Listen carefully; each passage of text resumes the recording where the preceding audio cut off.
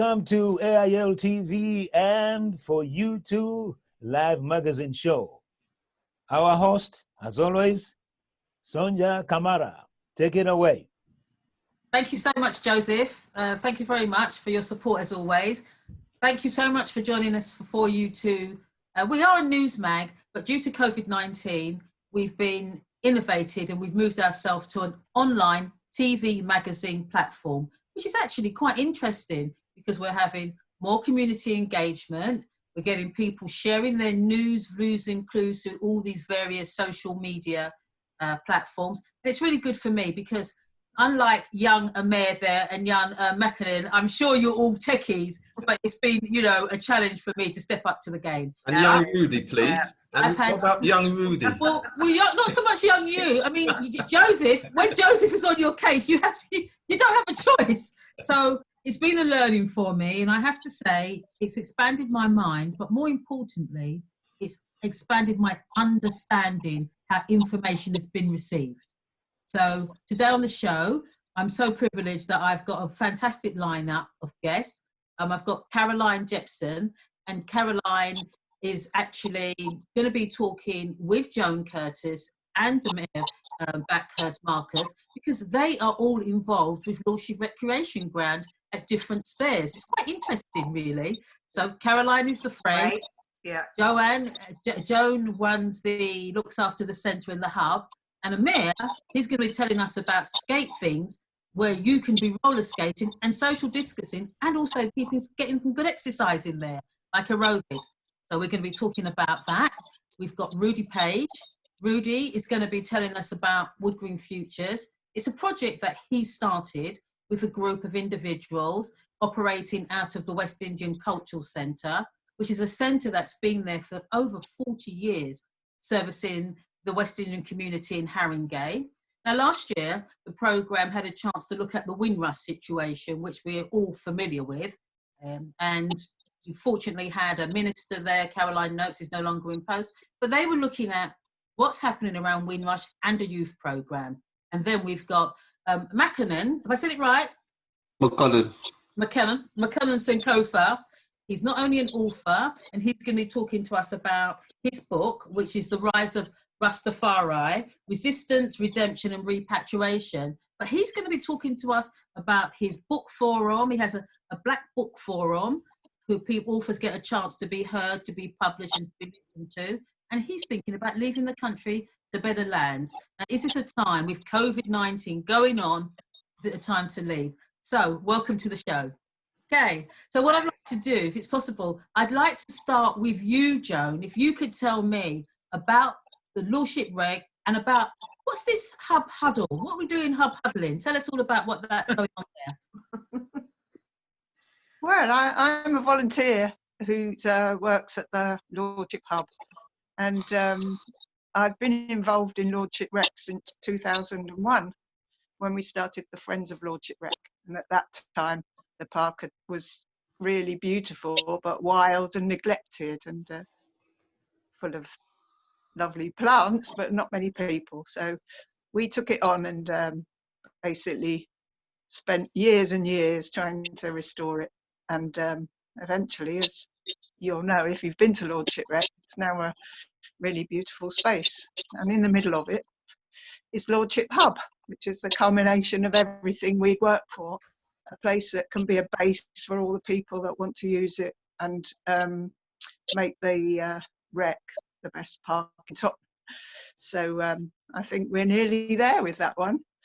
And unfortunately, with the COVID crisis, we've had to shut because we're a cafe and we have hiring rooms, we do events and 40 odd classes a week. So we couldn't do any of that. So we've had to close. And we felt that we didn't want to lose our connection with the community. So we decided to do a blog, a weekly blog, which I've been doing, and it's quite a challenge trying to think of something new to do every week, but we've got a fantastic canvas, to choose from. So basically, we've done some things about nature, about birds, and about trees, and about growing and gardening. but we've also done a historical thing about the park, because it goes back to 1936 and its history and its specific history about cycling and wheels.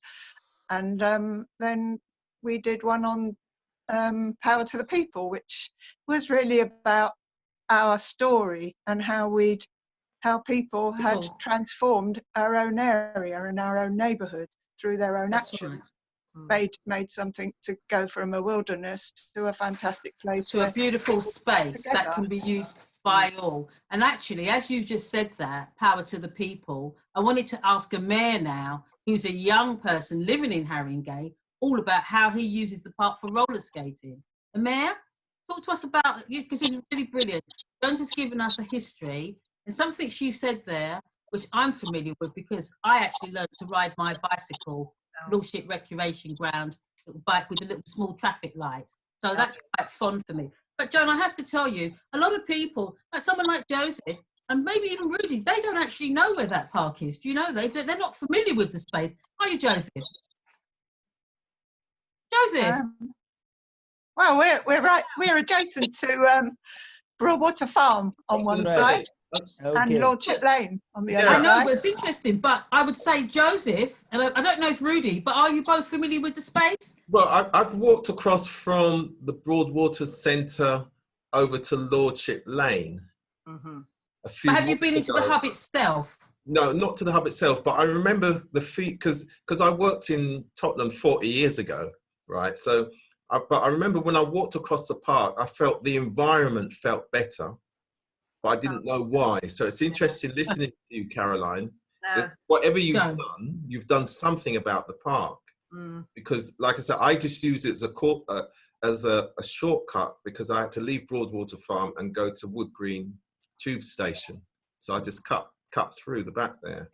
And it, Sonia, answering your question. You know what I find very interesting? Haringey has got very interesting things. These things keep popping up. I always say Haringey is like a sleepy town because they don't shout at the rooftop and stuff. You see, this until Sonia mentioned the hub, I had no idea. But when I went through the pictures and I just thought, well, look. How come that people are always complaining that there is nowhere to go? There is no recreation centers and stuff like that for young people. I find it really, you need to do something. Probably this is the start. You need to be shouting at the rooftop. I don't know what you can actually do to make this place, because it is fantastic, basically. It is beautiful. It's absolutely beautiful. And I wanted the mayor, because this is some information I've actually got from Haringey at a glance. So this won't change due to COVID. It says just over a quarter, that's 27.8% of Haringey is made up of open space, compared to a borough, the borough's average of 33%. For London, it says access to nature varies substantially between the different wards. But I know Caroline has provided me with some really great background about what's going on in the east, which we're going to touch on. But what's really, really interesting, it says Haringey now has 25 green flag parks judged to be welcoming, safe and well managed with active community involvement. And it says 3 new flags were appointed in 2017, which is Highgate Wood, Alexandra Park and Tottenham Marshes. I mean, most of us as residents don't even realise that we live in a borough with 25 green flags. I mean, that is an achievement. Yeah, and you don't get the green flag unless you can show that your local park users are involved in the activities, decisions about the parks, and everything else. That's why it's important we have the young people as well. So Amir, we want to hear from you and Skate Things, because the park is there for everybody, and I know that you and your Skate Thing group are taking full advantage of that. So talk to us about Skate Things. So first of all, it's Skate Tings. Okay, things. Sorry, Skate Tings. That's all right. That's Tings, okay. Tings. That's fine. Yeah. That's all right. So we're a community. Tings. Yeah. So we're a community roller skating group. We've been operating for I've lived in Tottenham since I was a child. I've always been roller skating up and down, but we only decided to become a group about maybe 3 years ago.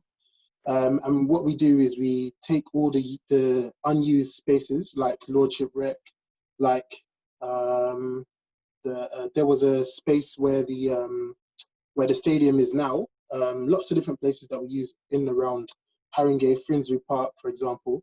And we run roller skating sessions, we do roller skating classes, we do roller skating fitness. We also do go out and just do filming. We make content only using Haringey spaces, mostly using Haringey spaces. And yeah, it's just something that we have always enjoyed doing and decided to turn it into a community group. That's excellent. And I know your group's got young ladies and young men. It's very mixed. So how can people actually get involved? Because getting involved in roller skating is quite expensive if you don't have the kit. It's one of those sports that you could be excluded from because it's an expensive in, but let's say your roller skates. How do people get involved with your group, Amir?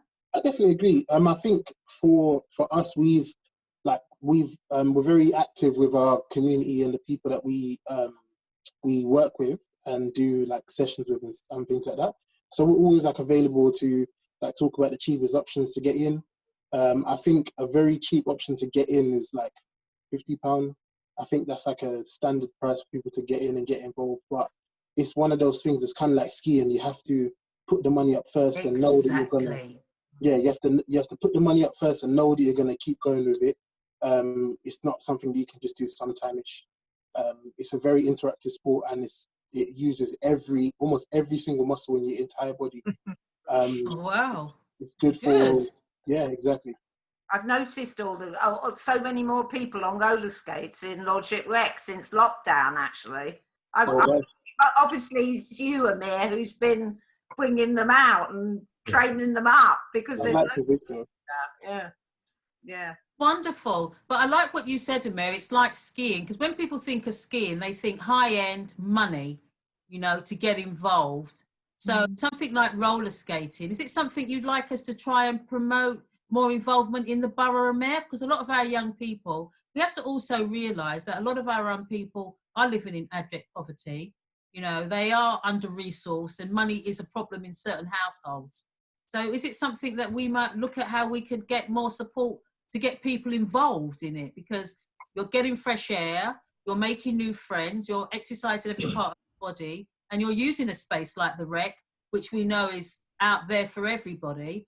Is that something you think we could look at? Could I just jump in before Amir answers that, Sonia, because you've raised such a great point. Amir, I think what you're doing is excellent, particularly in terms of from a youth development. So all the research says, and it's very simple in youth provision, in terms of young people need somewhere to go, they need something to do, and they need someone to show them how. So and from what you're saying, the approach of, the attitude has to be right towards it. That came out, and it's aspirational, and the attainment in terms of being skilled, the exercise, the nutrition, the self-esteem that goes all with that. So I think what Sonia's alluding to, I think is excellent.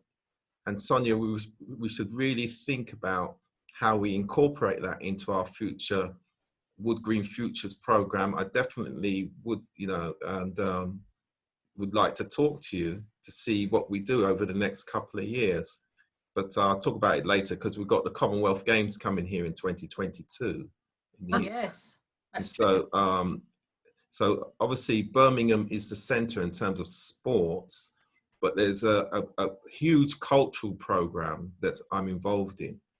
So the African Caribbean Centre will be one of the locations, but Haringey in particular, the North London sub-region, is an integral part of our plan. So based on today's discussion, we will certainly make sure that Amir is part of that. I think it's well done. Yeah, the whole that's what I'm saying. The whole roller skating, skateboarding thing is really important because it is inclusion. And I wanted to ask Caroline, I know that you're friends of Lordship Rec. Yeah.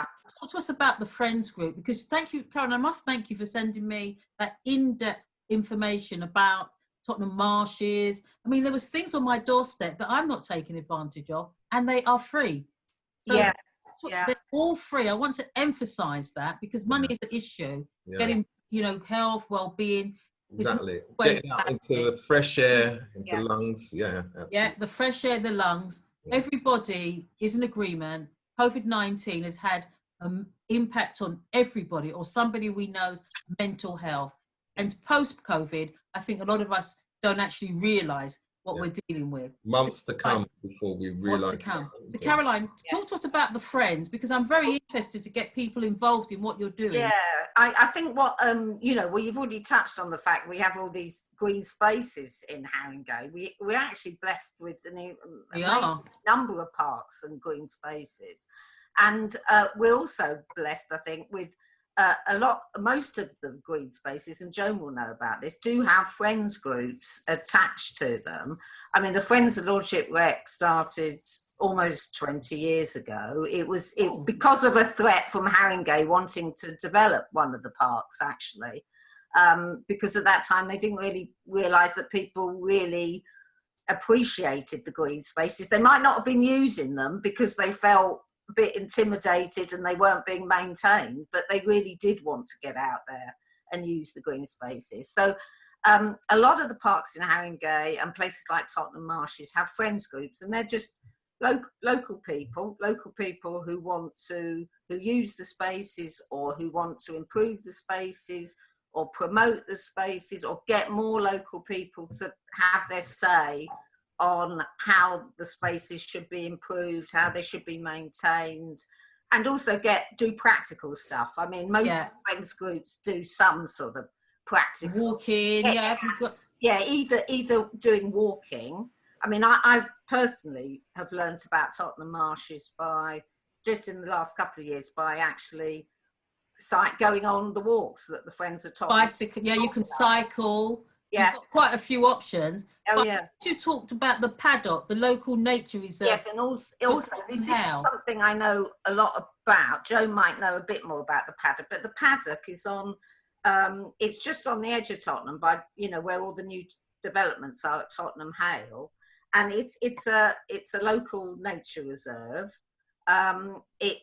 And I know that Tottenham were just before COVID started. I mean, everything's been put on hold at the moment, but they were just about to start a big consultation trying to get local people to get into the paddock, work with Haringey, work with some of the other sort of groups out there that work on conservation and nature and stuff, and get people to get involved, say how they wanted the area to be developed. I think it was going to be over 4 years. So if you Google the paddock Tottenham, it will come up, all the information will come up, and all the contacts in Haringey Council, the people who want to undertake this. Of course, it's all on hold now. No, I understand that. Yeah. But people can still get involved, because one of the things that's really important, especially in Haringey, we need to have more inclusion with these sorts of activities, because we've got a wide range of the community that are not involved enough in using the green spaces.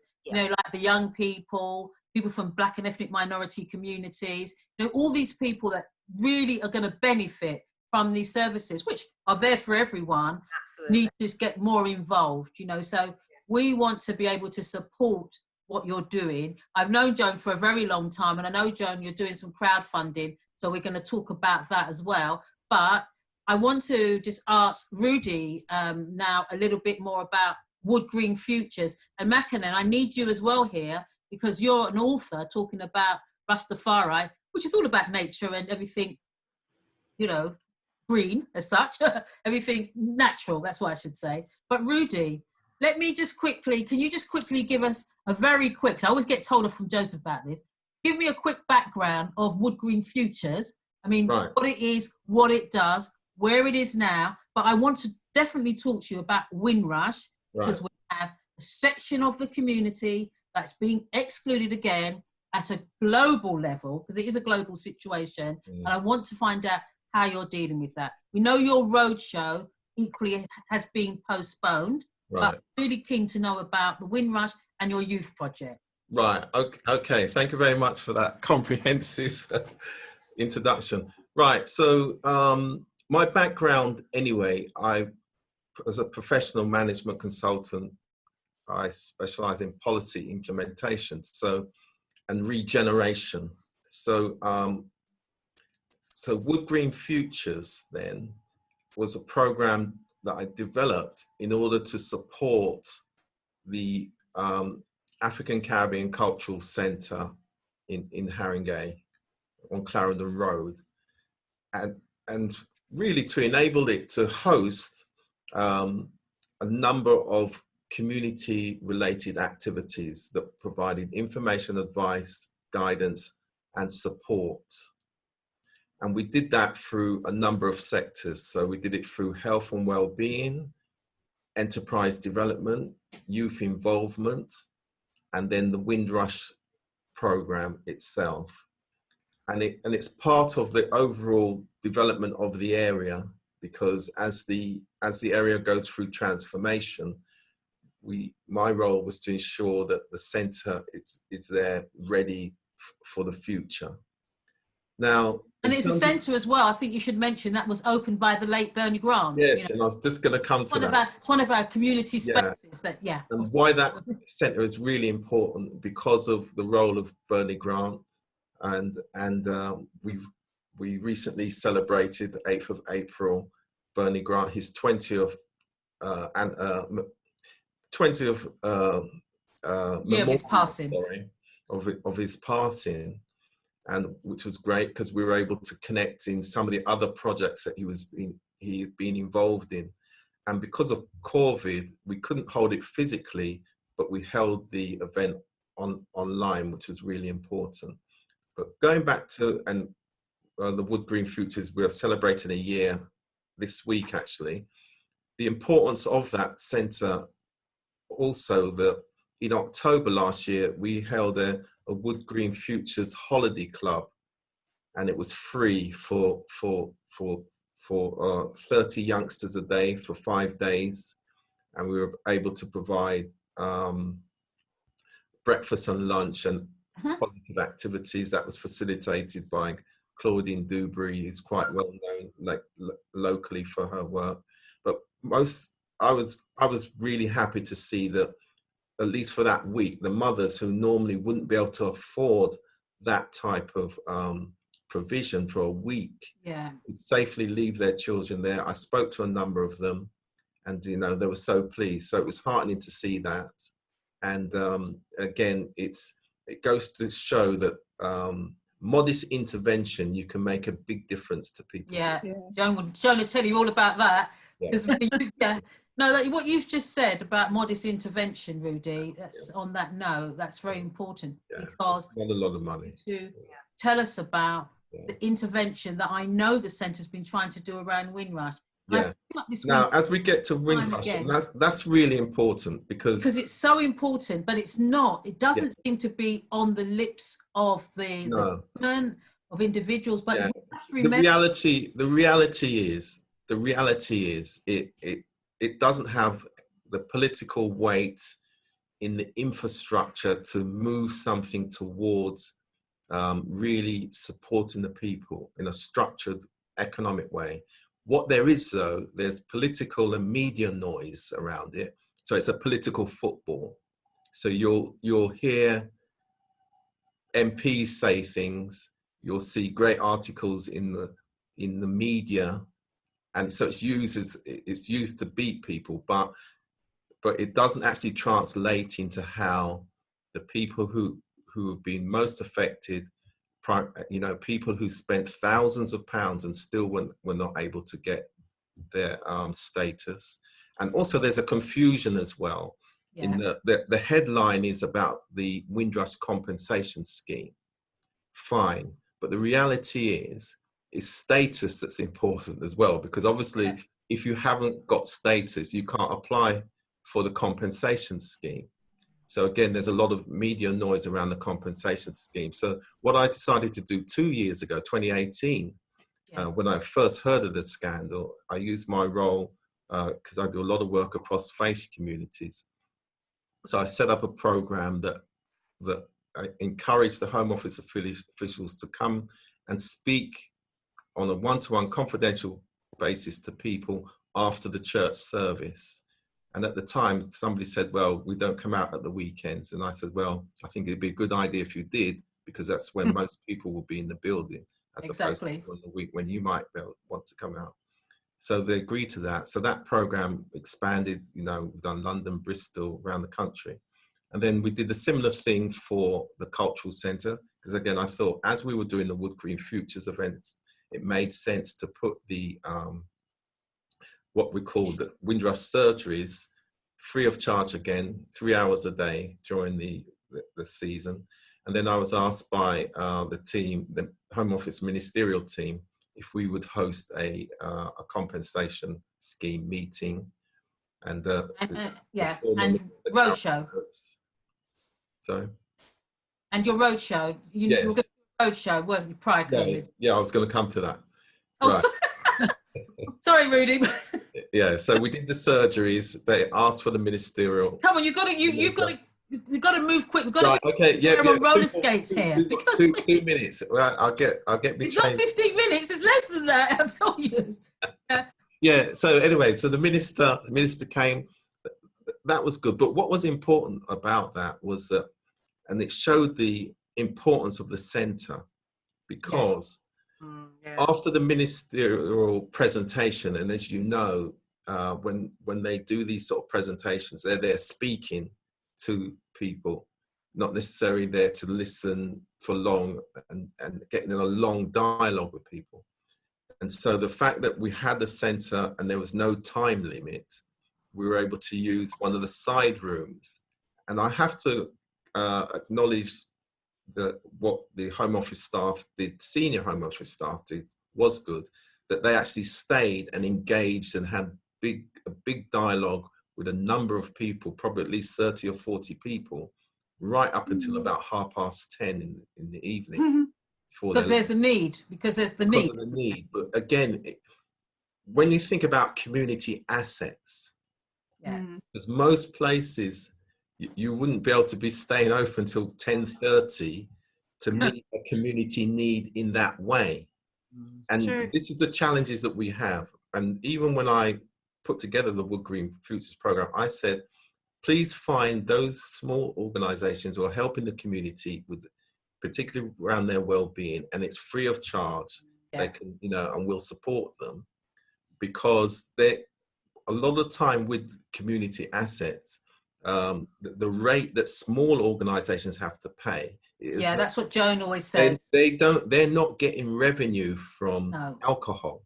So a lot of the time that's not taken into consideration. So, and then of course, when you're talking about inclusion and helping those people who don't have full access, there's not a lot of sympathy in terms of the assets, because the assets and the people who run them, they're saying, but we need to make money, or, you know, we've got it tight. So you need spaces where there isn't that drive that just says we need money. But even the places who do need money need the community. And this is one of the, I've worked in, another day we'll talk about this, I've worked in town centre marketing. And in the end, I had to get this is Harlesden Town Centre to be exact. I got the retailers to understand that if you're not sympathetic and care about the local community and allow them to enjoy themselves culturally, the young people, fairground rides in the town centre, why should they support you as business people? And this is the challenge at Wood Green Town Centre and all town centres around London face. They're all in neighbourhoods. This is the other thing. This is when business people, especially at the retail level, will now see that they need to care about their local people, because their businesses will not sustain themselves without the local people, because you can't take them for granted now, because you know there's all alternative means. So regeneration teams will have to think about, right, how are we going to get the public back into the town centres? And so sorry, can I Rudy, can I just ask a question? This is very interesting when talking about Windrush. Yeah. You know, I am glued on the radio all the time, and I'm listening from talk radio from side to side. Yeah. And one thing that came up, the word economic power came up. Yeah. Because if a community doesn't have economic power, then they can't influence anything. Yeah. You see, this thing, if this situation happened to Asians, the story would be different. Because I can give you the example, the Asians who came from Uganda, they came with nothing, but they built their wealth. In other words, we in the Black community, we need now to start thinking about creating wealth, or let us become wealth creators. And also, we should also have to be firm on demanding that Windrush is a very, very important, is a very important event. We don't want to be swayed by the media from Channel 4, BBC. They make a lot of noise and then it dies, and then that's it. Yeah. Yeah. So, Well, yes. I think what Joseph has just said there is true, but people do give lots of comparisons to other groups of people. Yeah. When it comes to these things. You know, we've got to be honest. We are all familiar with the George Floyd situation in America. How can we not be familiar with that? Where we see a man literally lose his life at the arms of people who are meant to be protecting him, and that, you know, someone just gets fired. You know, someone is not arrested immediately. So it's without a doubt, the disparity is glowing. It's there. And what Joseph just said is important. But when we make the comparison, maybe for the Ugandan Asians that left Uganda, who came with and got the support, I think we have to also mention that that support has not been offered to this very same generation that they're calling Windrush.